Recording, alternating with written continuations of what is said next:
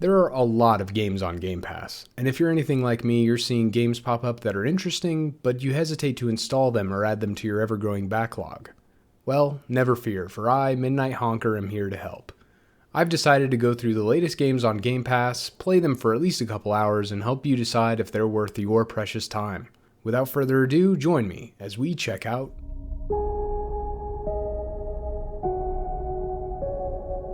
Citizen Sleeper.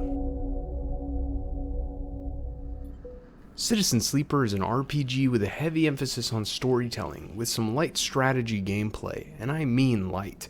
If you're looking for a combat-heavy RPG, look elsewhere. The real draw of this game is the story and writing, so if you're into that kind of thing, count yourself lucky because Citizen Sleeper does that well. Of course, that's not the only thing it does well. The music deserves some praise too. I'll play a bit of my favorite track and let you judge for yourself.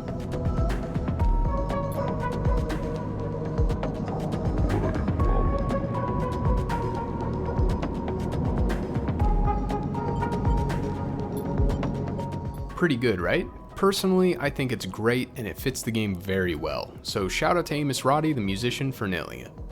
The art is nice as well. You've got the simple 3D look of the station that you navigate, and a bunch of 2D character art that I love the style of. I don't have much else to say about this, to be honest. It's art, and it's good. Let's talk a bit about the story. I'm going to keep this as surface level as possible because I don't want to spoil anything. It's a cyberpunk story where you play as a person who's had their consciousness uploaded into an artificial body. Your character finds themselves on a station adrift in space where they must find a means to survive and keep their failing artificial body from falling apart. While exploring the station, you'll meet different characters that you can choose to focus on to progress their story. I get the feeling that you may need to choose carefully whose stories you progress and which paths you take, as you may not be able to see them all in one playthrough. The writing is great, and honestly, with a game like this, it has to be. Because of the nature of this series where I only play a few hours of a game to give my first impressions, I have to let you know that I haven't finished the story, so I can't guarantee it has an ending that will satisfy you. But I can assure you that you're likely to at least enjoy the journey. As long as you're into cyberpunk or sci-fi dystopias, I think you'll find something to enjoy here. So let's fill you in on the actual gameplay.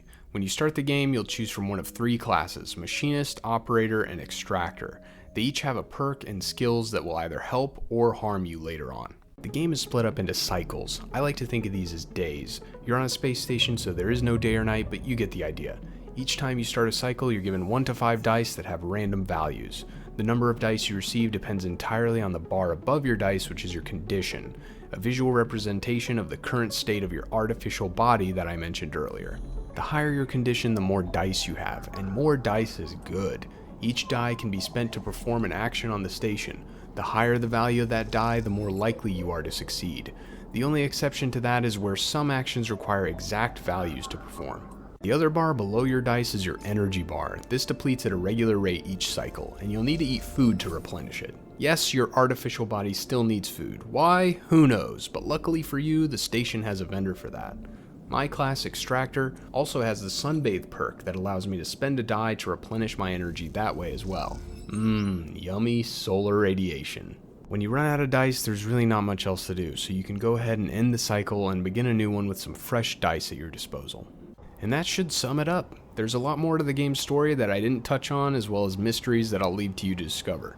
But if you're looking for a story-heavy RPG that's light on gameplay, then this may very well be for you.